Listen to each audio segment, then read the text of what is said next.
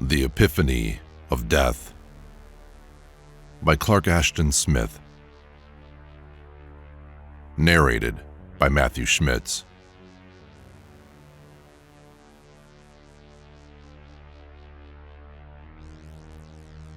I find it peculiarly difficult to express the exact nature of the sentiment which Tomorin had always evoked in me. However, I am sure that the feeling never partook, at any time, of what is ordinarily known as friendship. It was a compound of unusual aesthetic and intellectual elements, and was somehow closely allied in my thoughts with the same fascination that has drawn me ever since childhood toward all things that are remote in space and time, or which have about them the irresolvable twilight of antiquity. Somehow, Tomorin never seemed to belong to the present, but one could readily have imagined him as living in some bygone age. About him, there was nothing whatever of the lineaments of our own period, and he even went so far as to affect in his costume an approximation to the garments worn several centuries ago. His complexion was extremely pale and cadaverous, and he stooped heavily from poring over ancient tomes and no less ancient maps. He moved always with the slow, meditative pace of one who dwells among far-off memories and reveries, and he spoke often of people and events and ideas that have long since been forgotten. For the most part, he was apparently unheedful of present things, and I felt that for him, the huge city of Ptolemides, in which we both dwelt, with all its manifold clamor and tumult, was little more than a labyrinth of painted vapors. There was a like vagueness in the attitude of others toward Tomorin, and though he had always been accepted without question as a representative of the noble and otherwise extinct family from whom he claimed descent, nothing appeared to be known about his actual birth and antecedents. With two servants, who were both deaf-mutes, who were very old and who likewise wore the raiment of a former age, he lived in the semi-ruinous mansion of his ancestors, where it was said none of the family had dwelt for many generations. There he pursued the occult and recondite studies that were so congenial to his mind, and there, at certain intervals, I was wont to visit him. I cannot recall the precise date and circumstances of the beginning of my acquaintance with Tomorin. Though I come of a hardy line that is noted for the sanity of its constitution, my faculties had been woefully shaken by the horror of the happening with which that acquaintance ended. My memory is not what it was, and there are certain lacunae for which my readers must contrive to forgive me. The only wonder is that my powers of recollection have survived at all, beneath the hideous burden they have had to bear, for in a more than metaphoric sense, I have been as one condemned to carry with him, at all times and in all places, the loathsome incubi of things long dead and corrupt. I can readily recall, however, the studies to which Tomorin had devoted himself, the lost demonian volumes from Hyperborea and Mu and Atlantis, with which his library shelves were heaped to the ceiling, and the queer charts, not of any land that lies above the surface of the earth, on which he pored by perpetual candlelight. I shall not speak of these studies, for they would seem too fantastic and too macabre for credibility, and that which I have to relate is incredible enough in itself. I shall speak, however, of certain strange ideas with which Tomorin was much preoccupied, and concerning which he so often discoursed to me in that deep, guttural, and monotonous voice of his that had the reverberation of unsounded caverns in its tones and cadences. He maintained that life and death were not the fixed conditions that people commonly believed them to be, that the two realms were often intermingled in ways not readily discerned and had penumbral borderlands, that the dead were not always the dead, nor the living, as such terms are habitually understood. But the manner in which he spoke of these ideas was extremely vague and general, and I could never induce him to specify his meaning or to proffer some concrete illustration that would render it more intelligible to a mentality such as mine, that were unused to dealing in the cobwebs of abstraction. Behind his words there hovered or seemed to hover a legion of dark, amorphous images that I could never formulate or depict to myself in any way until the final denouement of our descent into the catacombs of Ptolemides. I have already said that my feeling for Tomorin was never anything that could be classified as friendship, but even from the first I was well aware that Tomorin had a curious fondness for me, a fondness whose nature I could not comprehend and with which I could hardly even sympathize. Though he fascinated me at all times, there were occasions when my interest was not unalloyed with an actual sense of repulsion. At whiles, his pallor was too cadaverous, too suggestive of fungi that have grown in the dark, or of leprous bones by moonlight, and the stoop of his shoulders conveyed to my brain the idea that they bore a burden of centuries through which no man could conceivably have lived.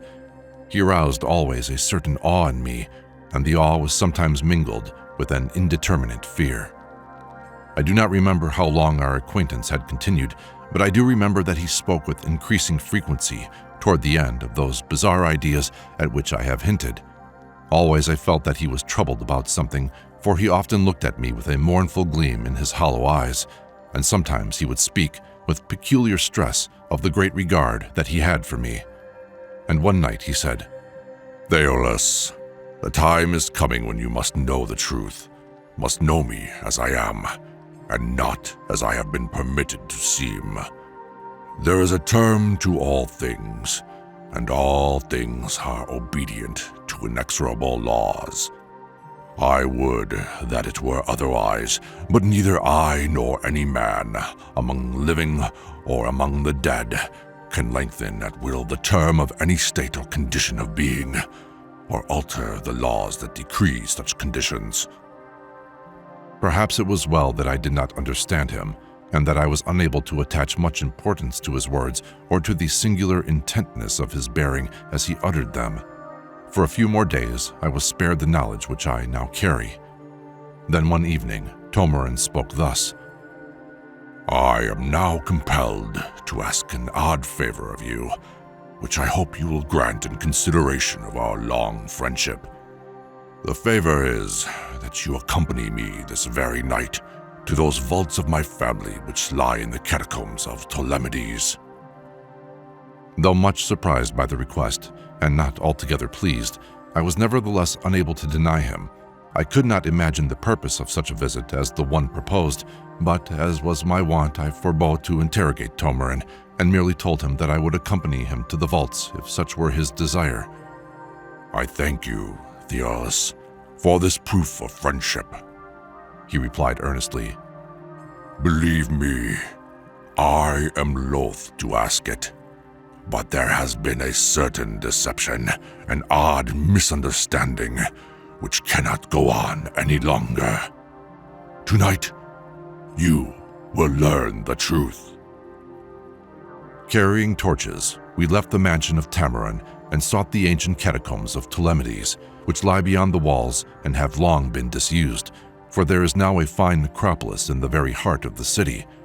The moon had gone down beyond the desert that encroaches toward the catacombs, and we were forced to light our torches long before we came to the subterranean adits, for the rays of Mars and Jupiter in a sodden and funereal sky were not enough to illumine the perilous path we followed among mounds and fallen obelisks and broken graves. At length, we discovered the dark and weed-choked entrance of the charnels, and here Tomorin led the way with a swiftness and surety of footing that bespoke long familiarity with the place. Entering, we found ourselves in a crumbling passage where the bones of dilapidated skeletons were scattered amid the rubble that had fallen from the sides and roof. A choking stench of stagnant air and age-old corruption made me pause for an instant, but Tomorin scarcely appeared to perceive it, for he strode onward, lifting his torch and beckoning me to follow.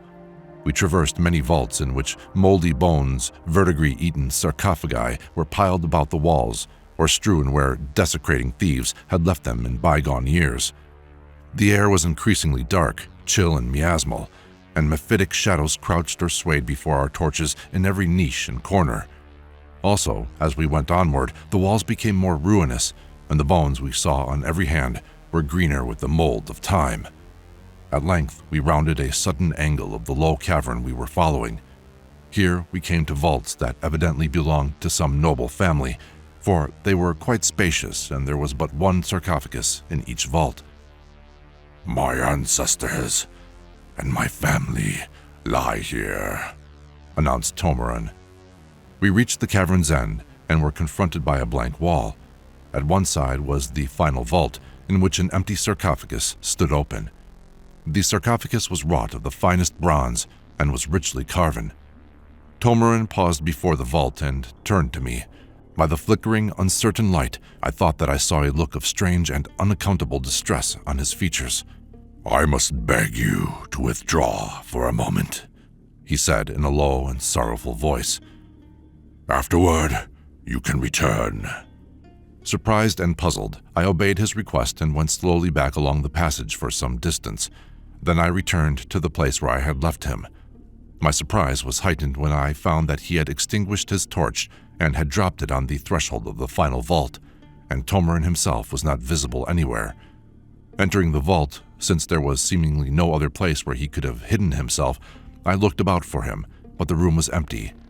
At least, I thought it empty till I looked again at the richly carven sarcophagus and saw that it was now tenanted, for a cadaver lay within, shrouded in a winding sheet of a sort that has not been used for centuries in Ptolemides. I drew near to the sarcophagus, and peering into the face of the cadaver, I saw that it bore a fearful and strange resemblance to the face of Tomorin, though it was bloated and puffed with the Epiphany of Death and was purple with the shadows of decay. And looking again, I saw that it was indeed Tomorin.